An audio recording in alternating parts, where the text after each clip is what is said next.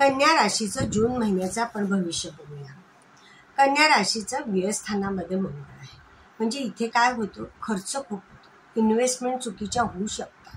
मग आता काय होतं, खर्चासाठी नियोजन करणं आणि जे इन्व्हेस्टमेंट तुम्हाला करायचं आहे तर तज्ज्ञ लोकांचा तुम्ही सल्ला घ्या, म्हणजे चुकीच्या इन्व्हेस्टमेंट होणार नाही आणि चुकीचाही खर्च होणार नाही आणि अवास्तव खर्च करण्याचं टाळा. हे स्वतःवरच तुम्हाला निर्बंध घालावे लागणार आहे. बुध हा लाभस्थानात आहे, इच्छापूर्तीच्या स्थानात आहे. तुम्हाला सगळीकडनं पॉझिटिव्हिटी मिळणार आहे, सहकार्य करणार आहे, मित्रमैत्रिणींचं तर तुम्हाला सहाय्य मिळणारच आहे. कम्युनिकेशन खूप चांगलं होणार आहे, प्रवास चांगले होतील, जे प्रवास होतील ते तुमचे हिताचे होतील.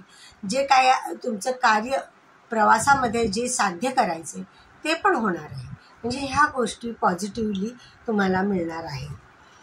सप्तमात शनी असल्यामुळे थोडंसं काय होईल, जोडीदाराबरोबर जे काही कम्युनिकेशन आहे त्याच्यामध्ये थोडीशी निगेटिव्हिटी येऊ शकते, तरी ह्याच्यामध्ये तुम्ही ती काळजी घ्या.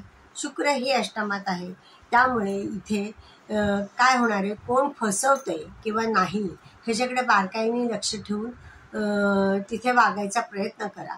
आर्थिक नुकसान होत नाही आहे ना ह्याच्याकडेही लक्ष देणं फार जरुरी आहे.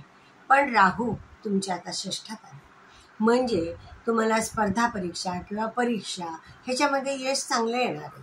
फक्त आजारपणाकडे तुम्ही स्वतःच्या प्रकृतीकडे, वेळेवर जेवणं, वेळेवर खाणं हे मात्र तुम्ही हे केलं पाहिजे.